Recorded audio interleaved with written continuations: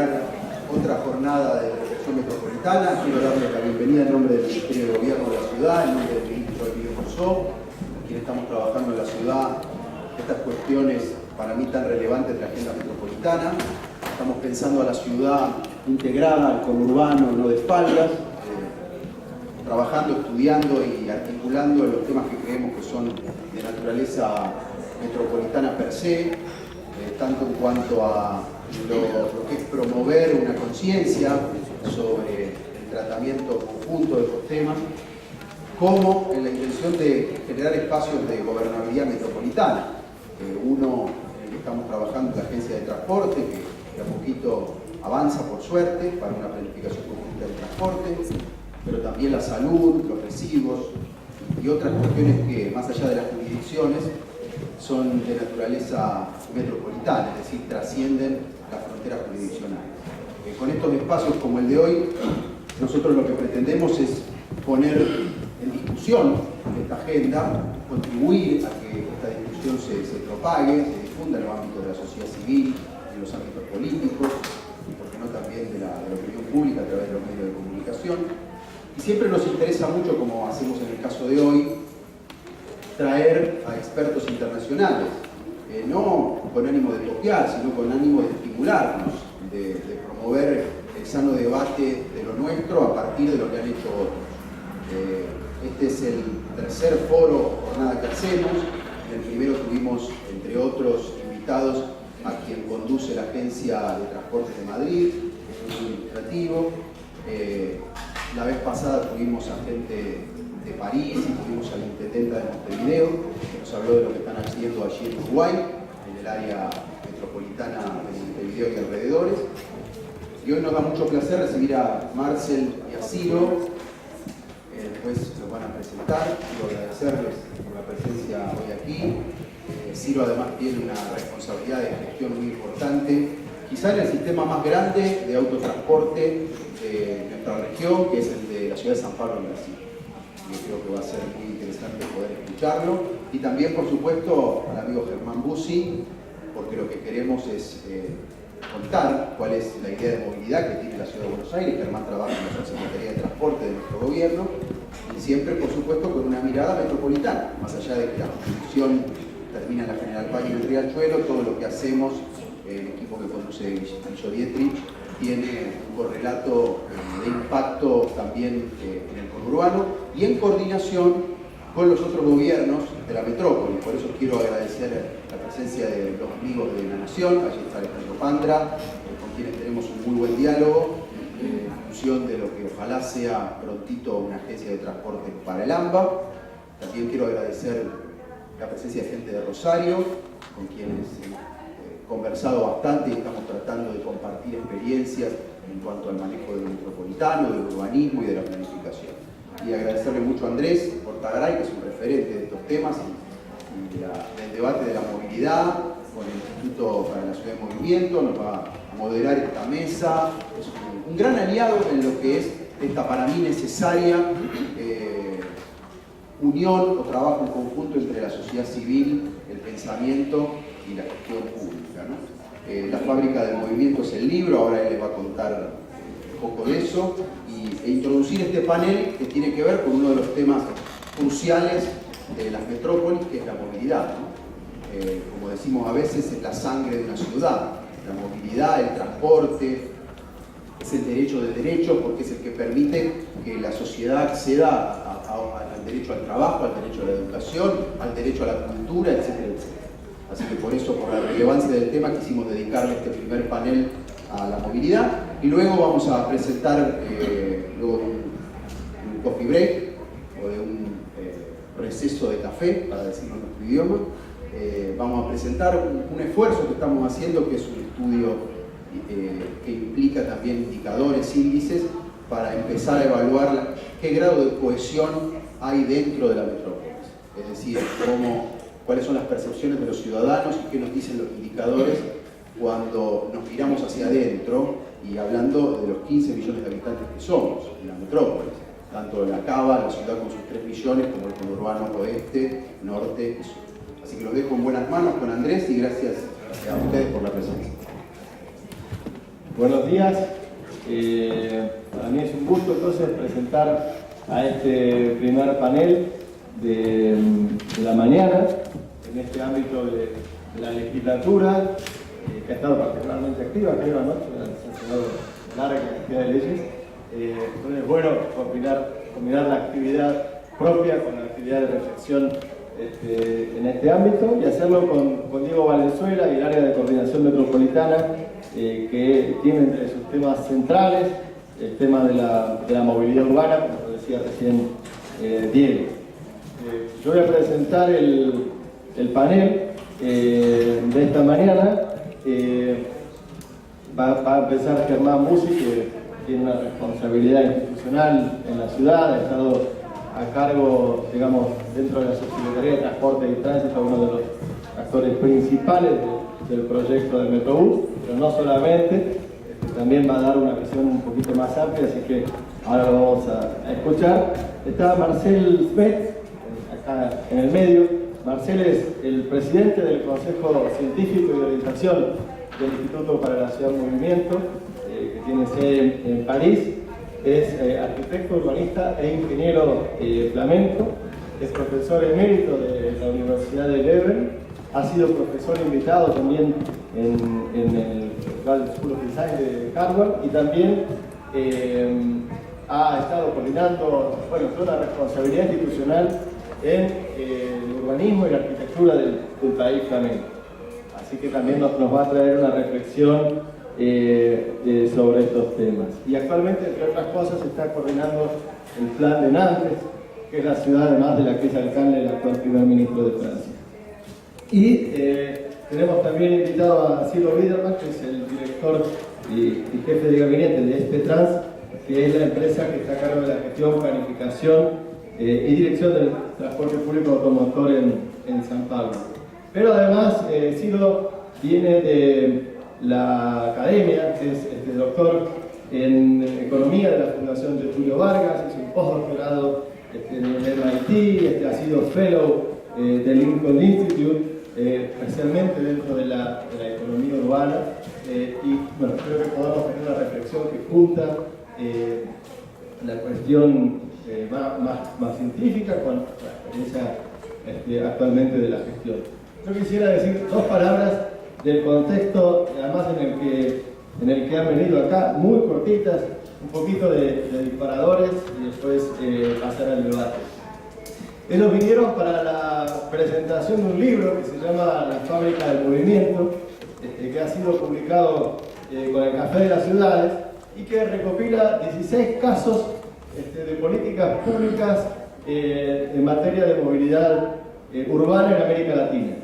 Y que son también, digamos, una forma concreta, a partir de casos, de tratar de entender un poco la lógica atrás de las decisiones en materia de movilidad urbana. Muchas veces tratamos de entenderla desde un ángulo específicamente técnico y a veces desde una disciplina, y nos damos cuenta que es un tema que donde eso resulta indispensable, pero que si queremos entender realmente lo que está pasando, es un tema que involucra tanto a una sociedad, los intereses, la política, la cultura, pero hay otros ángulos más. Y eso es lo que este libro, que además forma parte de una investigación más amplia que hizo el Instituto, que ha juntado, ustedes saben que tiene una cátedra para América Latina, tiene una cátedra para Europa y otra cátedra para China. Y este fue el primer caso donde se han juntado las tres, tratando de hacer una reflexión de conjunto. Lo que este libro reúne es la parte latinoamericana. Es una investigación que fue conducida en Francia por Jean-Pierre Offey, pero que tiene aquí casos estrictamente escritos por autores latinoamericanos. Pasa, por favor. ¿Yo tengo para pasar? Sí.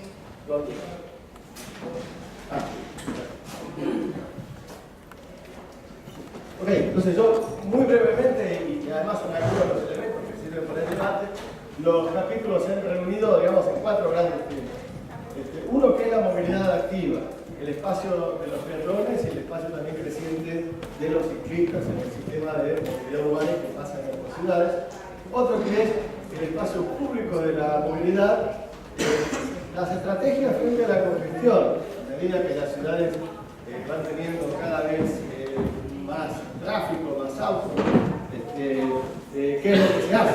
Como decía ayer Ciro, es mejor tener congestión que no tener. Las ciudades que están en una crisis total, digamos, no tienen ese problema, pero una vez que lo tenemos, ¿cómo reaccionar? Y finalmente, las cuestiones del gobierno de la movilidad. Son, en promedio, digamos, 4 casos por cada uno de los temas. Claro, el tema de la movilidad activa, la primera cuestión es la extrema vulnerabilidad de los peatones. Eso cambia según las ciudades de América Latina y cambia también según los barrios dentro de una misma ciudad. Segundo, bueno, es verdad que hay una agenda internacional en pleno desarrollo, donde Buenos Aires es muy activa, por ejemplo, con las bicicletas, pero que, digamos, se toma dentro de esa agenda un poco más la parte ambiental y no tanto la parte de inclusión social. Y ahí hay unas reflexiones que creo que vale la pena también traer. Y además hay ofertas que tienen que ver con esto que tienen una cierta informalidad. Estos dos ejemplos, es un pequeño aperitivo para darle claro, después vendrá el debate y el que quiera puede leer en profundidad en el libro, ¿no? Pero en Lima tenemos en distintos barrios situaciones donde las tasas de accidentes son de las más elevadas de América Latina, que ya son bastante altas, con lo cual son entre las más elevadas del mundo en peatones víctimas de accidentes de tránsito. Y si vamos, una cuestión está a la izquierda, en barrios más populares, y otra cuestión es en Miraflores, donde están mucho más protegidos, aunque, y hay muchos menos accidentes, aunque de todos modos la cuestión de la discapacidad, de las cuestiones todavía queda pendiente. Hay una reflexión de Francisco Ortiz sobre las bicicletas en Buenos Aires y la política, y digamos también cómo está más presente en determinados barrios y todavía nos queda pendiente desarrollar políticas en las periferias, donde las condiciones son muy vulnerables y además donde todavía no hay políticas activas por parte de la mayor parte de los gobiernos locales.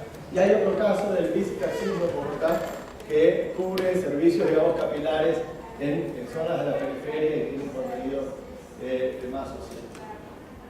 La cuestión del espacio público de la movilidad, que para nosotros es un punto particularmente importante, como reflexión en América Latina, que es particularmente activa en algunas innovaciones, como el BRT o el Metrobús, que se difunde mucho en todo el mundo, ya que fuimos los innovadores y los que aportamos esta nueva forma de proveer soluciones de transporte público dentro de un conjunto de formas.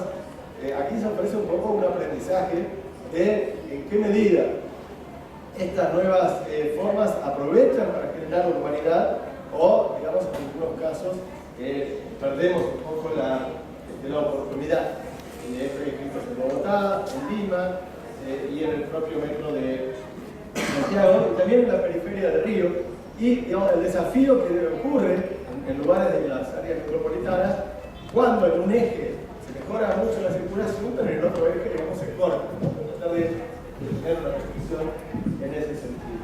También, digamos, en Bogotá, y no quiero ser injusto, porque es verdad que hay ejemplos de Bogotá que son particularmente buenos en la calidad del espacio público, como la Avenida Jiménez, pero, digamos, algunos temas de interfase con los usuarios que creo que son un desafío para el futuro, como lo propone Isabel Arteaga, que es una de las personas.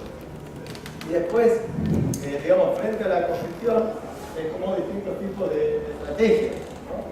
Algunas estrategias pasan por la construcción de infraestructura y seguir insistiendo en querer ampliar el espacio para el auto, y otras pasan por la regulación de la demanda, como el sistema que ustedes conocerán, del indicio en San Pablo, del celular las patentes, por actividades al transporte público, inclusive la Panamericana, que eso está en el libro, y el uso presente de la motocicleta, que a su vez plantea desafíos porque no tenemos la infraestructura, ni las normas, ni los controles preparados para que podamos tener las motos sin una tasa muy alta de accidentes. Esto sería un ejemplo de lo primero, esto sería un ejemplo de lo segundo. Después, otro día, digamos, los desarrollamos en profundidad. Y hay una tercera cuestión, una cuarta cuestión, y con eso, digamos, sería el cuarto capítulo, que reúne varios artículos y que, digamos, tiene que ver con el gobierno de la movilidad. Y en este sentido, digamos, Bueno, ¿cómo se regulan los servicios a la demanda? Hay un ejemplo particular en México, que lo tiene en una escala que ninguna otra ciudad tiene, son 130.000 taxis que han modernizado y regularizado en un plazo bastante breve. La cuestión, digamos, que se plantea en algunos lados de metro o metrobús, digamos, ¿no? ¿En qué lugares, a partir de qué intensidad de servicio uno tiene que considerar uno u otro y en qué medida estamos abiertos a encontrar la mejor solución para cada caso o en qué medida, de la misma manera que en un momento fuimos dogmáticos poniendo autopistas por todos lados en las ciudades latinoamericanas, hoy también corremos el riesgo, en algunos casos, de ser dogmáticos y poner una solución que se adapta para un caso, pero no necesariamente para otro. Después, bueno, hay una propuesta constructiva de aprendizaje de tratar de entender las lógicas de decisión pública en distintos casos. En particular, el Transantiago, que ustedes conocen, fue un ejemplo muy ambicioso, es, funciona, de cierto modo es exitoso, porque cambió un sistema de ómnibus muy caótico, una ciudad que tiene un problema de contaminación importante, por otro mucho más ordenado, pero también en ese pasaje se subestimaron una cantidad de cosas, de usos de la gente, se sobreestimaron los modelos técnicos y digamos, hay una muy buena reflexión también constructiva para aprender sobre eso. Y finalmente, el otro ejemplo de Buenos Aires dentro de los 16, propuesto por Roberto Agosta, es sobre la conexión norte-sur.